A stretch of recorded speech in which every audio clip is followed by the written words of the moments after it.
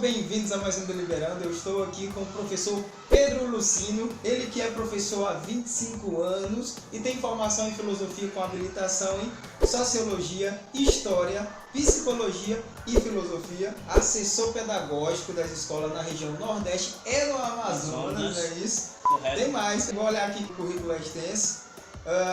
Do Centro de Educação para o Pensar da editora Sofos. Seja bem-vindo. Prazer estar conversando contigo, meu irmão. Satisfação. É uma alegria estar nesta região Nordeste, aqui no caso em Floriano, com meu amigo Emanuel, que nos conhecemos pelo mundo virtual e a gente trabalha por todo esse Nordeste levando uma educação para o pensar, uma educação criativa, reflexiva, transformadora, onde as crianças e adolescentes passam a pensar filosofia e há condições de.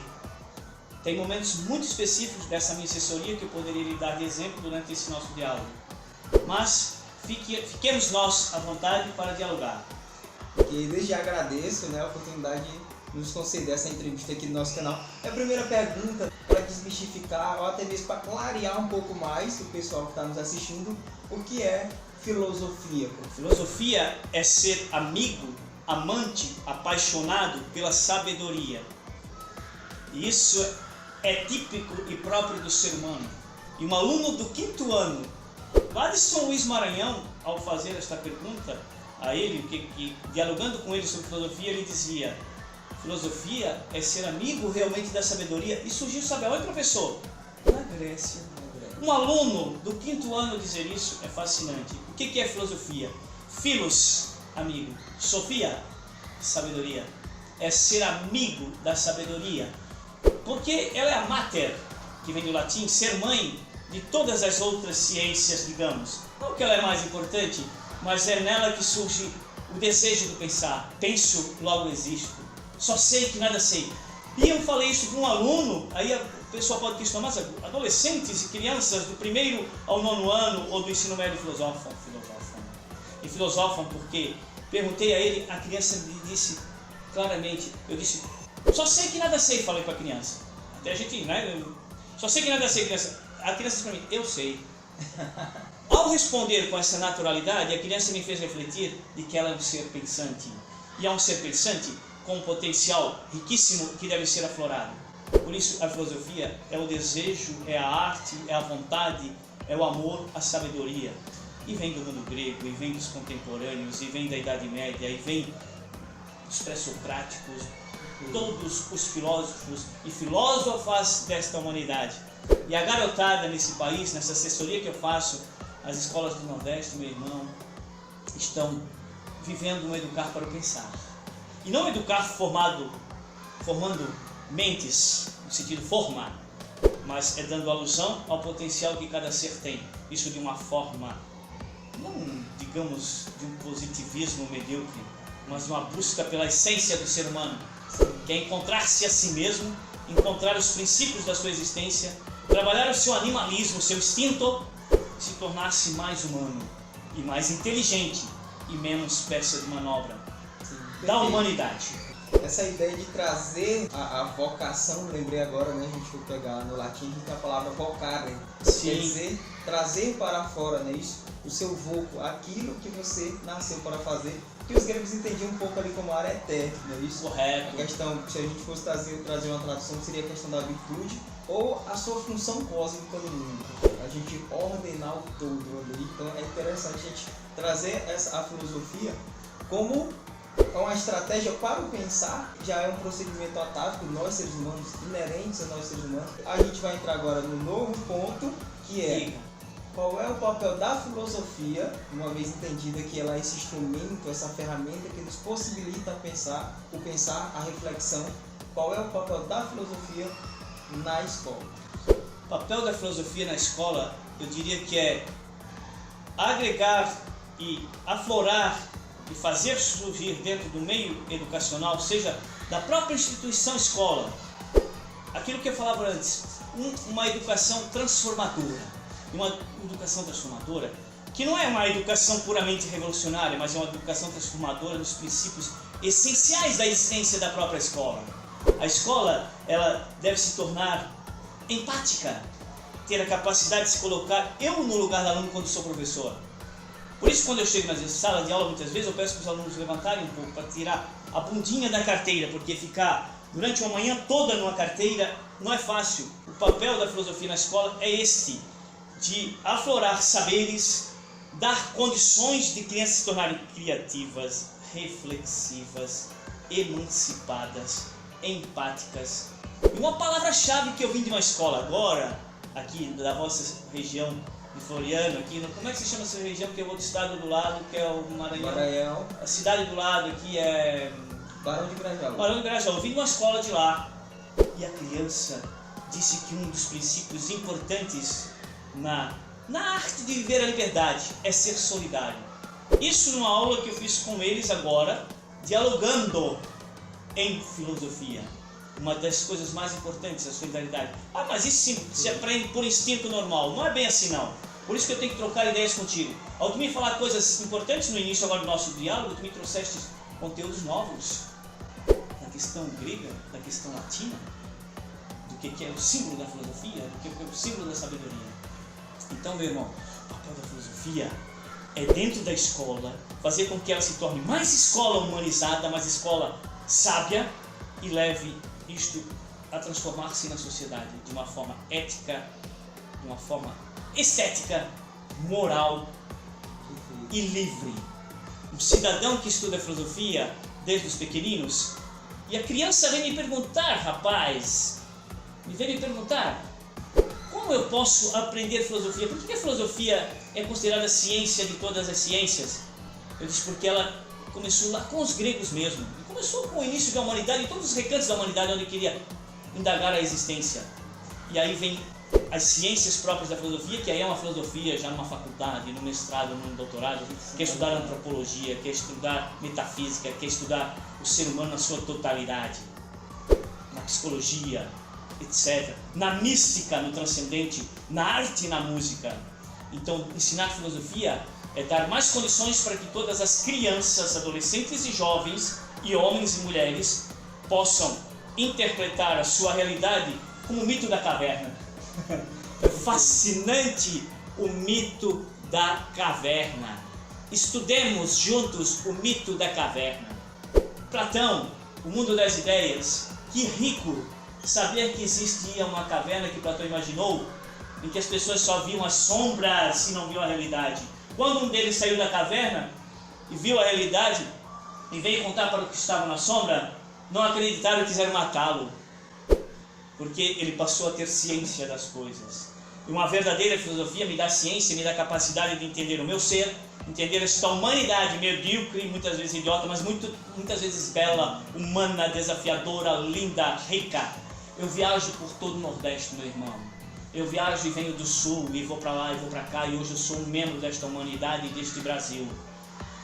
Você e eu, e este povo que está nos ouvindo, nos assistindo, não sabemos a riqueza intelectual, filosófica e os desafios que temos, e a riqueza no sentido de energia, de tudo, de humanidade. Tenho aprendido muito, meu irmão, e tenho me tornado melhor ao levar esse educar para o pensar. A filosofia deve nos ajudar a educar para o pensar. Um pensar crítico, reflexivo, criativo, humanizador. É perfeito quando você fala de uma formação humanizadora, porque a gente sai da perspectiva de mercado e a gente sai sobretudo de uma educação técnica. A filosofia, nós que somos professores de filosofia, a gente busca educar os alunos para a vida. Quando a gente entra em alguns conteúdos em sala de aula, a gente vai falar do que é o amor, do que é a amizade, né? Do que é a angústia.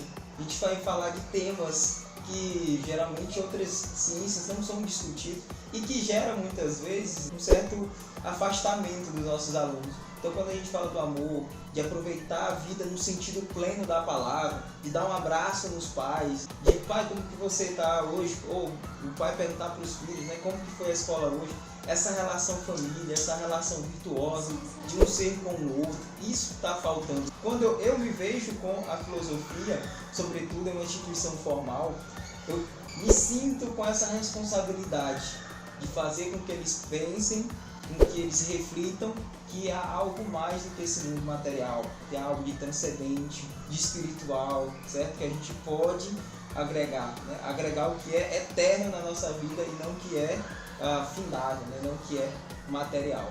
Mas, professor, ainda no nosso papo aqui, para a gente fechar, nós falamos sobre a ideia de filosofia, o que é filosofia, que o professor falou brilhantemente, do ensino de filosofia, a importância da filosofia na escola.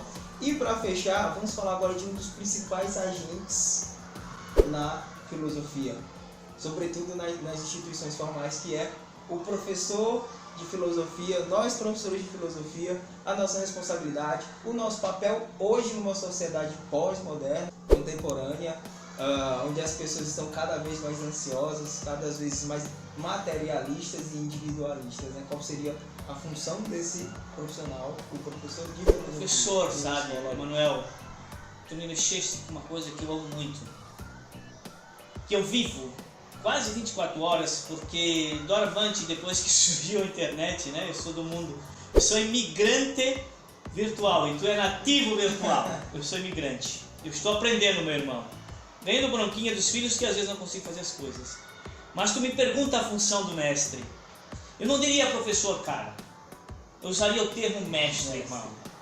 Eu sei que o termo professor é o nosso curricular, é o nosso diário melhor, mas mestre, cara, é uma função muito, muito pertinente. Ela deve ajudar o aluno a aflorar sim o saber. Essa questão de ser mestre é ser apaixonado por aquilo que tu ensina e conhecedor daquilo que tu ensina. E não se achar também o conhecedor que sabe tudo, mas o conhecedor que quer aprender como. Por isso tudo, o professor deve criar a comunidade de aprendizagem investigativa. O professor deve ser um homem que não perde a empolgação e o brilho pelo saber, apesar de às vezes um salário medíocre e difícil, apesar de às vezes um ambiente escolar ser autoritário, sem diálogo. Não percamos a esperança de ser mestre e sempre se reciclar, no sentido de reciclar não quer dizer jogar fora, mas é absorver novos aprendizados, renovar-se, né? Nas formações que convivo com professores, há muitos momentos que é um desabafo. Eu estou perdendo a empolgação, eu estou me tornando um professor autoritário, porque meus alunos não têm mais a capacidade de... Eu diria que sempre a humanidade teve momentos desafiadores. Hoje está muito macro, talvez, a questão da internet, como você estava falando. Por isso que eu puxei esse assunto no início. Porque muitos acham que você sabe tudo, mano. Porque já vi lá no Google, no Facebook, um vídeo, não sei o que, eu já sei tudo. Maninho, eu... Professor também, eu não sei tudo, eu estou aprendendo contigo. Se é um físico, se é um químico, se é um matemático, se é um filósofo, eu tenho que aprender na partilha, no diálogo. Saber ouvir, saber silenciar. Abrir para as perguntas. Um professor da geografia, um professor que conhece os Andes, conhece este planeta, do qual é lindo e rico no Amazonas, no Nordeste, tem que toda a vida levar um conhecimento apaixonante que leve a transformar e interpretar o que é o Nordeste, o que é o Sul, o que é o Amazonas, o que é os Andes, o que foi os Incas mais Aztecas em história. Se um professor desse vibra, e uma vibração equilibrada também, eu falo empolgado por ter o meu perfil talvez, mas muitas vezes paro para refletir se eu não estou ferindo o desejo do aluno de aprender, porque não é eu que conduzo o teu aprendizado, eu dou ferramentas para o seu aprendizado, meu irmão, e você me dá ferramenta como mestre, para me tornar mais mestre, e não para abafar o educando. Jamais um professor de matemática deve se fechar a uma pergunta bem feita por um aluno e que ele colocou ele na parede porque ele tem que pesquisar assim depois. Filho, realmente, quantas vezes eu dizia, por que essa porcaria desse S tem um som de Z de duas vogais? Aí a professora dizia, não, porque é uma regra, uma norma. Eu ficava pé da vida como aluno. Hoje eu sei que casa tem um som de Z e se coloca S, cara, porque é entre vogais. Meu amigo, tive professores mestres brilhantes. Eu tiraria o chapéu para o Márcio da Silva, que foi meu professor, que vibrava, que às vezes me emocionava ao dar uma aula. Tive professores que a dona Rosa, eu dei o título de cidadão biguaçuense, que eu sou de Iguaçu, Florianópolis, não falei de onde vinha, vem da grande Florianópolis. Dei o título de cidadão a ela porque eu amava e a amo. E quando encontro, dou um abraço e agradeço. A minha mestra, Dona Rosa.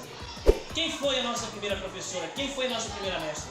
E quando ver o mestre e a mestra, ver os princípios positivos dele e ver os princípios negativos dele. Até termino por aqui, que nós estamos no ambiente da escola, dá para ouvir o barulho. Essa é a vida da escola, a energia que vibra da escola.